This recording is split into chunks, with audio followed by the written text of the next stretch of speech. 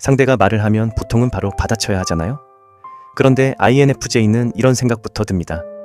이 말 혹시 기분 나쁘지 않을까? 상처 주는 건 아닐까?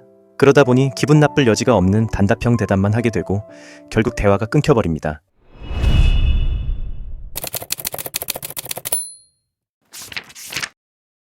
세상에서 가장 희귀한 MBTI, 인프제. 겉으로 보면 조용하고 차분한데 속을 들여다보면 생각이 너무 많아 스스로도 가끔 피곤한 타입입니다. 내향적이고 말수가 적어서 처음엔 답답해 보일 수도 있죠. 하지만 감정은 굉장히 풍부해서 타인에 대한 배려가 자연스럽게 몸에 배어 있습니다. 문제는 자기가 정해놓은 선을 넘는 순간입니다. 그땐 아무 말 없이 갑자기 싸늘해집니다. 그런데 또 이상한 점이 있어요. 상대와 트러블 만드는 걸 극도로 싫어해서 상대가 눈치채고 다시 잘해주기라도 하면 그럴 수도 있지, 다행이다 하며 다시 배려해줍니다. 참 복잡한 타입이죠. INFJ는 직관력도 뛰어납니다. 문제는 그걸 말로 잘 설명하지 못한다는 것. 그래서 주변 사람들은 무슨 생각을 하는지 모르겠다고 말하죠. 어느 정도는 맞는 말입니다.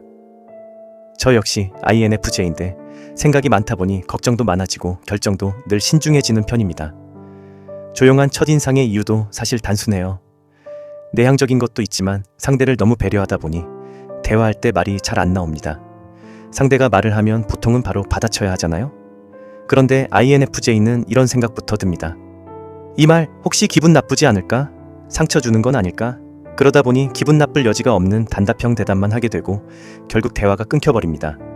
분위기가 어색해지는 거죠. 할 말이 없는 게 아니라 생각이 너무 많아서 할 말이 사라지는 겁니다. 직장에서도 마찬가지입니다. 몇몇 잘 맞는 사람을 제외하면 대부분은 인사만 주고받는 사이로 남죠. 물론 이건 제 이야기고 모든 INFJ가 다 같지는 않을 겁니다. 다행인 건 요즘 회사 분위기입니다. 회식은 줄고 수평적인 문화가 자리 잡고 실력을 더 중요하게 보는 흐름이 생겼죠. 예전처럼 상사 비위를 맞추거나 모든 사람과 친해질 필요도 많이 줄었습니다. 그래도 말이죠. 아무리 개인주의 시대라 해도 사람과의 교류를 완전히 끊고 살 수는 없습니다. 그래서 내성적인 분들께 한 가지 팁을 드리고 싶어요. 억지로 성격을 바꾸려고 하지 마세요. 조용한 사람이 억지로 활달한 척을 하거나 대화를 이어가려고 아무 말이나 던지면 오히려 더 어색해집니다. 저도 그런 시절이 있었습니다.